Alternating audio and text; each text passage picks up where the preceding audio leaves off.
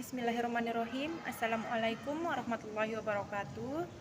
Perkenalkan, nama saya Intan Lestari dengan NIM 2020A1H050.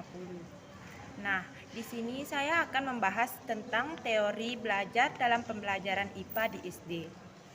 Ada terdapat 4 teori belajar dalam pembelajaran IPA di SD.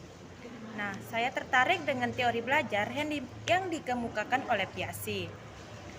Dan di mana teori Piaget dalam pembelajaran IPA di SD, menurutnya sedikitnya ada 3 hal yang perlu diperhatikan dalam merancang pembelajaran di kelas, terutama pembelajaran IPA di SD.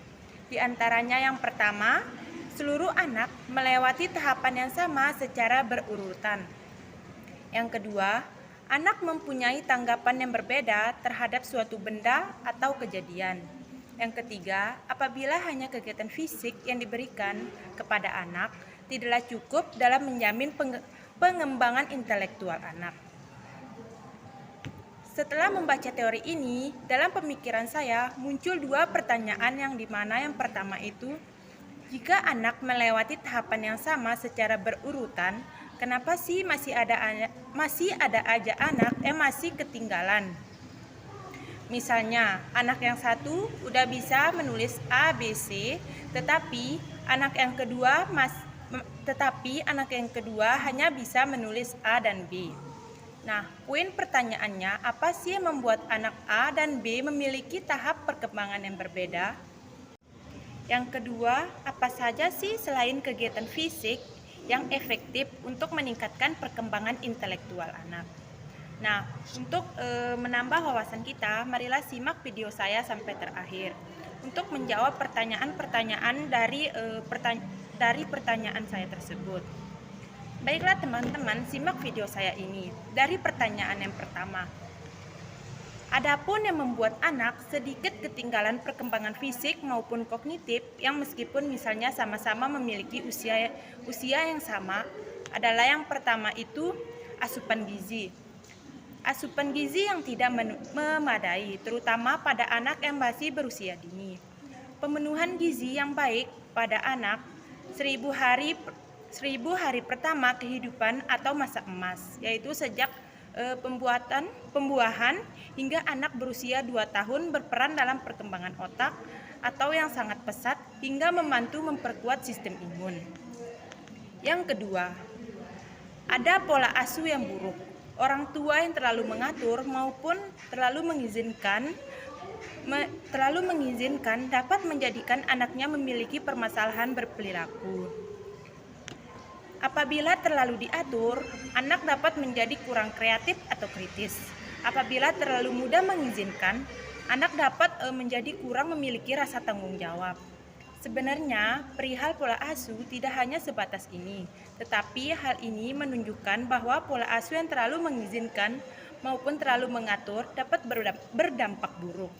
Dalam kasus ini, orang tua harus mampu menyeimbangkan disiplin dan tanggung jawab atas kebebasan anak dalam memilih. Yang ketiga, ada gangguan tumbuh kembang yang tidak ditangani. Inilah mengapa screening tumbuh kembang diperlukan. Dengan adanya screening tumbuh kembang, gangguan tumbuh kembang dapat dideteksi. Apabila misalnya ternyata anak menderita hiperaktif atau GPPH atau ADHD, sedangkan kita tidak mengetahuinya. Anak mungkin akan memiliki permasalahan di sekolah karena mungkin orang-orang di sekitarnya hanya akan menganggapnya nakal dan tidak bisa diatur, padahal sebenarnya dirinya memiliki kondisi yang mengganggunya untuk belajar. Nah, yang keempat adalah faktor keturunan. Faktor keturunan diketahui dapat menentukan perkembangan kognitif anak, terutama dalam sisi intelektual.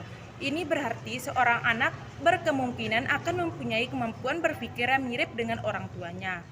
Apakah normal, tidak normal, atau di bawah normal? Nah, yang kelima, pengaruh dari lingkungan sekitar. Selain faktor keturunan, faktor lingkungan juga berperan dalam perkembangan tingkat kognitif anak. Dua lingkungan yang paling berpengaruh dalam perkembangan kognitif anak adalah lingkungan rumah dan juga lingkungan sekolah. Nah, untuk pertanyaan yang kedua adalah selain kegiatan fisik, kegiatan apa saja sih yang menambah perkembangan intelektual anak? Yang pertama itu membangun interaksi. Membangun ikatan antara orang tua dan anak adalah kunci utama dalam meningkatkan IQ anak.